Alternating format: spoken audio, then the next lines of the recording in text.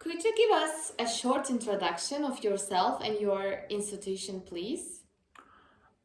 Basically, I did a Bachelor of Law, and afterwards, I studied at a European Master in Law and Economics, which is kind of double qualification, law in Law and Economics or Economic Analysis of Law.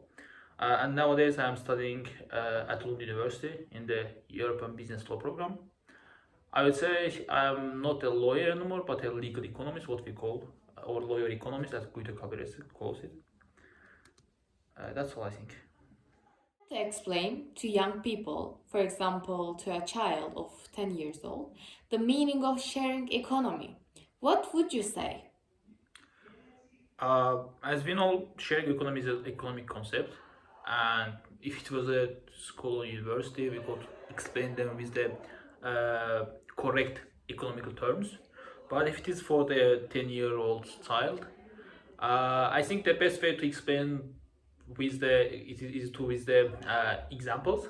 It could be a good example if you say that as a family you are having this house or car which is unused and you cannot get any benefit out of it. And what you could do basically, you are renting it to someone. If the child doesn't understand what renting or lending is, it is you are giving the car to the use of someone else, and they are paying you money each month. And with this way, you are making money out of it.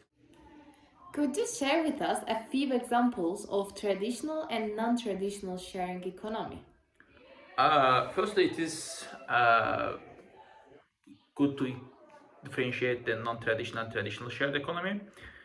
In traditional economy, which was conducted like 20, 25 years ago, uh, we would, for example, in the example of the lending the car or house, we needed to find the agent who could help us with this stuff. But nowadays, it has been changing a bit. But what's changing is we just moved from the physical environment to the digital or online environment, which facilitates and which makes our lives easier because nowadays the using of, for example, using the digital environment or online platforms is cheaper than paying to the agents. So the perfect example for the traditional one can be renting the house or car. But for the non-traditional one, which are carried out in the online environment, can be the Airbnb, where you can rent the house, which is not owned by the Airbnb, but from someone else. Airbnb is just facilitating that process. It is a place where the participants, users from, I mean, like from the lender side and the who are renting, they are coming together. It's a place where you can meet from the participants from the other side. And Airbnb, Uber can be good examples of this. Have you ever experienced concrete and personal sharing economy experiences? If so, could you tell us more?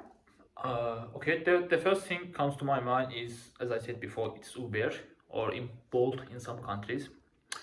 I mean, like, I have been student for quite a long time now, and like if you are a student, you are looking for the cheap prices or affordable ones.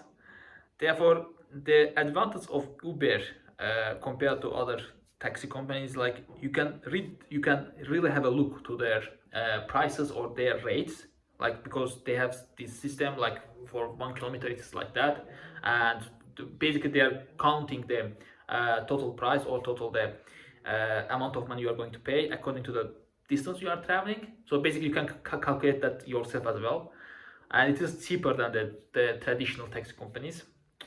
So this ride sharing business model.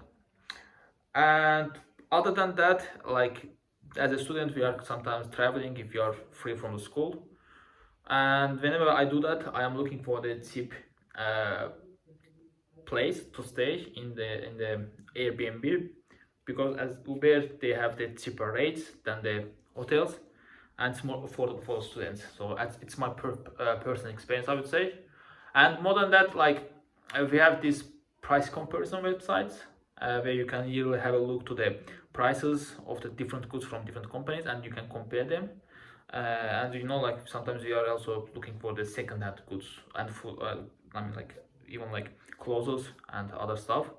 So price comparison website is helpful on that end. Thank you very much. It was a very great interview. It was my pleasure. Thank you. Have a nice day. Thank you.